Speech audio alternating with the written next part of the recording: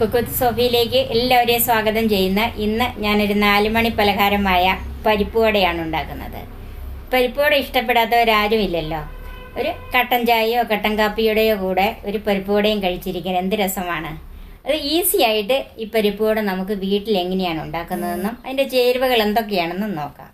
ഈ channel subscribe ചെയ്യണം, അതോടൊപ്പമുള്ള bell icon click ചെയ്യണം. എന്തെങ്കിലും ഞാനിടുന്ന ഓരോ റെസിപ്പിയുടെയും നോട്ടിഫിക്കേഷൻ നിങ്ങൾക്ക് കിട്ടുകയുള്ളൂ. അതോടൊപ്പം എൻ്റെ ഫേസ്ബുക്ക് പേജ് ലൈക്ക് ചെയ്യാനും ഷെയർ ചെയ്യാനും മറന്നു പോകരുത്.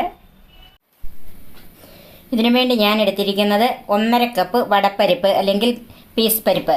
Cup 240 ml കപ്പാണിത്. അതിന് 1.5 കപ്പ് പരിപ്പ് 4 മണിക്കൂർ കുതിർത്തിട്ടിരിക്കുന്നത്. ഇതിൻ്റെ കൂടെ 4 വറ്റൽമുളക്, ഇത് എരിവില്ലാത്ത വറ്റൽമുളക് 10 മിനിറ്റായിട്ട് കുതിർത്തിരിക്കുന്നത്. പരിപ്പ് 4 മണിക്കൂറെങ്കിലും കുതിർത്തെടുക്കണം. അതുപോലെ പരിപ്പ് ഇങ്ങനെ എടുക്കുമ്പോൾ നമ്മളിങ്ങനെ പൊട്ടിക്കുമ്പോൾ ഒന്ന് പൊട്ടി വരണം, അതാണ് ഇതിൻ്റെ പരുവം, കുതിരുന്ന പരുവം. 2 വലിയ സവാള ചെറുതായി അരിഞ്ഞത്, 4 പച്ചമുളക് ചെറുതായി അരിഞ്ഞത്, ഒരു വലിയ കഷ്ണം ഇഞ്ചി, ഇത് ഏതാണ്ട് അരിഞ്ഞ് വന്നപ്പോൾ ഒരു 1.5 ടേബിൾ സ്പൂൺ ഇഞ്ചിയുണ്ട്, അത് ചെറുതായി അരിഞ്ഞത്. കറിവേപ്പിലേക്ക് അളവില്ല, ഞാൻ കുറച്ച് കറിവേപ്പില എടുത്ത് അരിഞ്ഞ് വെച്ചിരിക്കുന്നത്. 1 ടീസ്പൂൺ കായം പൊടിച്ചത്, 3/4 ടേബിൾ സ്പൂൺ പെരിഞ്ജീരകം, ഇത് വലിയ ജീരകമാണ്, അത് മുഴുവനോടെ എടുത്തു വച്ചേക്കുന്നതാണ്. ഉപ്പ് ആവശ്യത്തിന്, വറക്കാൻ എണ്ണ ആവശ്യത്തിന്.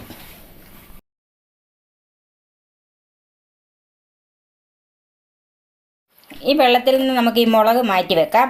ഇനി ഈ പരിപ്പ് ഞാൻ 3-4 പ്രാവശ്യം കഴുകി കുതിർത്ത് വെച്ചിരിക്കുന്നതാണ്. ഇനി നമുക്കിത് വെള്ളം ഊറ്റിക്കളഞ്ഞ് ഒരു അരിപ്പയിലേക്ക് തോരാൻ വെക്കാം. ഇതിൻ്റെ വെള്ളം ഊറ്റിക്കളഞ്ഞിട്ടുണ്ട്. ഇനി ഇതുപോലെ ഒരു അരിപ്പയ്ക്കകത്ത് ഒരു 10 മിനിറ്റെങ്കിലും ഇരുന്ന് ഇതുപോലെ വെള്ളം മുഴുവൻ തോർന്ന് കിട്ടണം. ഇനി നമുക്ക് 10 മിനിറ്റ് ഇത് വെച്ചേക്കാം.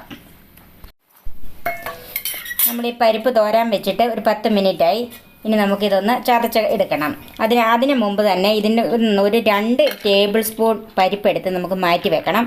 ഇത് അരച്ചതിൻ്റെ കൂടെ ഇട്ട് കുഴച്ചെടുക്കാനുള്ളതാണ്.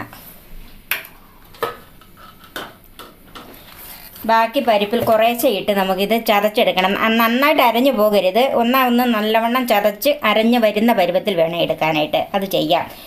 അതിനായിട്ട് നമുക്കൊരു മിക്സിയുടെ ജാറിലേക്ക് ഇതെല്ലാം കൂടെ ഒന്നിച്ചിട്ടാൽ അടിയിലത്തത് അരഞ്ഞു പോകും, എത്ര നമ്മൾ ഇളക്കിയിട്ടാലും. അതുകൊണ്ട് ഒരു 2 പ്രാവശ്യമായിട്ടിട്ട് ഇത് നമുക്ക് ഒന്ന് ചതച്ചെടുക്കാം.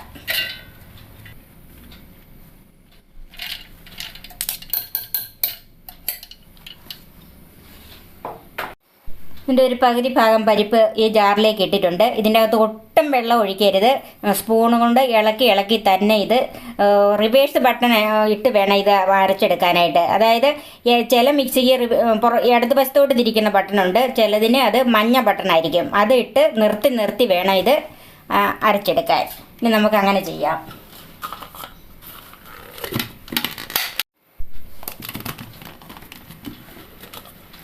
അപ്പോൾ ഇത് നന്നായിട്ടൊന്ന് ചതച്ചെടുത്തിട്ടുണ്ട്. ഈ പരുവത്തിൽ ഇത് അരയോ അല്ല, ഇതുപോലെ വെള്ളമയമില്ലാതെ നന്നായിട്ട് തരിയായിട്ട് തന്നെ കിടക്കണം. അങ്ങനെ ചതച്ചെടുത്തിട്ടുണ്ട്. നമുക്കൊരു പാത്രത്തിലേക്ക് മാറ്റി വെക്കാം.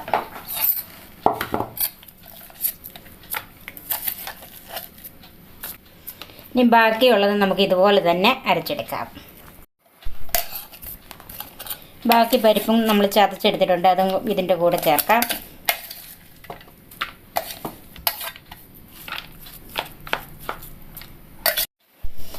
ഇനി നമുക്ക് ഈ മുളകും പെരിഞ്ജീരകവും കൂടെ ഒന്ന് ക്രഷ് ചെയ്തെടുക്കാം. അതിന് ഈ മുളകൊന്ന് മുറിച്ചിട്ട് കൊടുക്കാം. മുളക് ഒരു 10 മിനിറ്റിൽ കൂടുതൽ കുതിരാനിടരുത്. അതിൻ്റെ കൂടെ നമ്മൾ എടുത്തു വെച്ചിരിക്കുന്ന പെരിഞ്ജീരകവും കൂടെ ഒന്ന് ചതച്ചെടുത്താൽ മതി.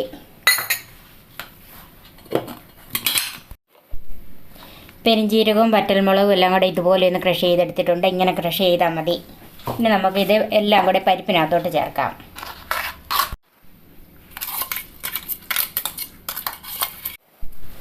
ഇനി നമുക്ക് അതിൻ്റെ കൂടെ സവാള അരിഞ്ഞത്, പച്ചമുളക്, ഇഞ്ചി, കറിവേപ്പില,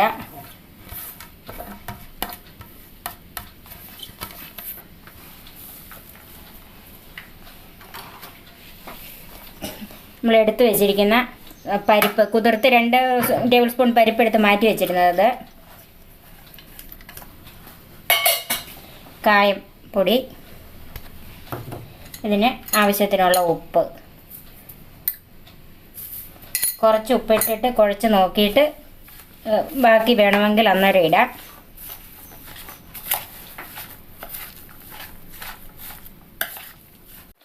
നമുക്കിത് കൈ കൊണ്ട് തന്നെ ഒന്ന് നന്നായിട്ട് കുഴച്ചെടുക്കാം. ഇപ്പം നന്നായിട്ട് ഇത് കുഴച്ച് വെച്ചിട്ടുണ്ട്. ഇനി നമുക്ക് ഓരോ ചെറിയ ഉരുളകളാക്കി ഉരുട്ടണം. എന്നിട്ട് വേണം ഇത് പരത്തിയെടുക്കാൻ. ഒത്തിരി വലുതായാൽ ഇതിൻ്റെ ഉൾവശം വേഗിയല്ല. ഓരോന്നും ഇങ്ങനെ ഉരുട്ടിയിട്ട് നമ്മുടെ കൈവെള്ളയിൽ വെച്ച് തന്നെ ഒന്ന് പരത്തി, നടുക്കൊരല്പം കനമാകാം, സൈഡൊക്കെ നന്നായിട്ട് പരന്നിരിക്കണം. ഇതുപോലെ നമുക്ക് ഉരുട്ടി വെക്കാം. അപ്പം നമ്മൾ പരിപ്പ് വടയ്ക്കുള്ളത് ഉരുട്ടി വെച്ചിട്ടുണ്ട്. ഉരുട്ടി പരത്തി വെച്ചിരിക്കുകയാണ്. ഇനി ഇത് ചൂടായ എണ്ണയിലിട്ട് വറുത്തെടുക്കാം. എണ്ണ നല്ലവണ്ണം ചൂടായിരിക്കണം. ചൂടായി കഴിഞ്ഞ് തീ കുറച്ചിട്ട് വേണം ഇത് ഇട്ട് വറുത്തെടുക്കാനായിട്ട്. അങ്ങനെ ചൂടായി തീ കുറച്ചിട്ടിരിക്കുന്ന എണ്ണയിലേക്ക് നമുക്ക് ഈ പരിപ്പ് വട ഇട്ട് കൊടുക്കാം.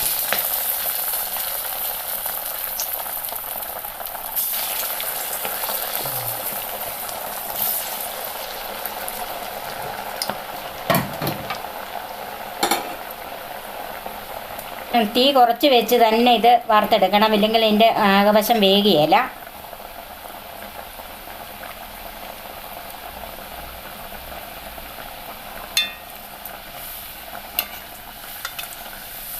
ഇതൊന്ന് മറിച്ചിട്ട് കൊടുക്കാം. ഇത് മറിച്ചും തിരിച്ചും അങ്ങനെ ഇട്ട് ചെറു തീയിൽ തന്നെ ഇട്ട് വറുത്തെടുക്കണം.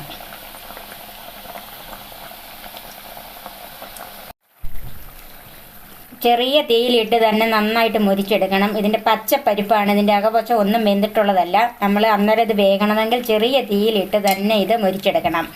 പിന്നെ ഇതുപോലെ ഇപ്പോൾ എണ്ണയുടെ കുമളയൊക്കെ കുറഞ്ഞ് വരുന്ന, അതാണ് ഇതിൻ്റെ വേകുന്നതിൻ്റെ അടയാളം. ഇങ്ങനെയാണ്. ഇപ്പോൾ എണ്ണയുടെ കുമള കുറഞ്ഞ് ഇനി നമുക്ക് ഇത് കോരിയെടുക്കാം.